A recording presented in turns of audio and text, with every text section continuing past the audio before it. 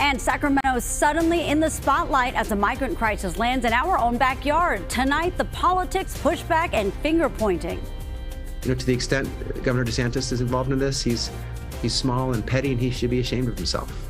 Today's unannounced arrival of asylum seekers still sparking strong words tonight. Thanks so much for joining us here at 10.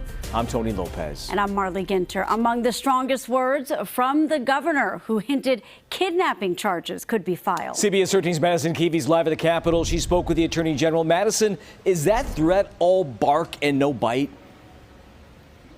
No, according to the state's top lawyer, there is definitely some bite following in the form of charges. And the proof is as clear as the documents that every single one of those migrants showed up to California with.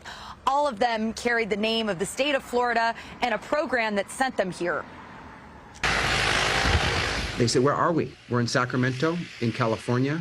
Okay, that is news to me. 20 migrants that got off this plane at the Sacramento Executive Airport Monday didn't know where they were until they landed.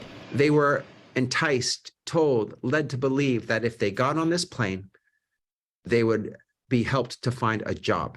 Do you have any proof at this point that this flight or the first flight are linked to Florida? Absolutely. And I don't know if that's in dispute. And, we have a official program from the state of Florida.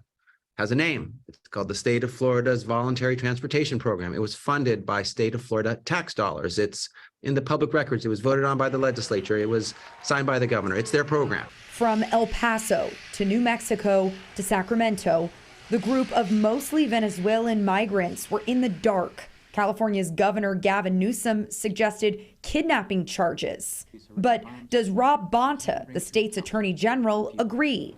It's on the table. It's one of the potential criminal legal violations we're looking at. We're looking at all possible criminal and civil violations that the facts support and the law justifies. The White House is in close touch with state officials, with a reminder from the press room shortly after the second unannounced arrival to Sacramento. Busing or flying migrants around the country without any coordination with the federal government, we've talked about this, state or local officials as well, is dangerous and unacceptable. Now, I talked to the nonprofit group here in Sacramento County that's working closely with this latest group of migrants. They say their focus right now is getting them counseling. But a lot of what depends on those charges is going to come from testimonies and interviewing all 20 of the migrants that arrived today, as the 16 that arrived on Friday have already been interviewed.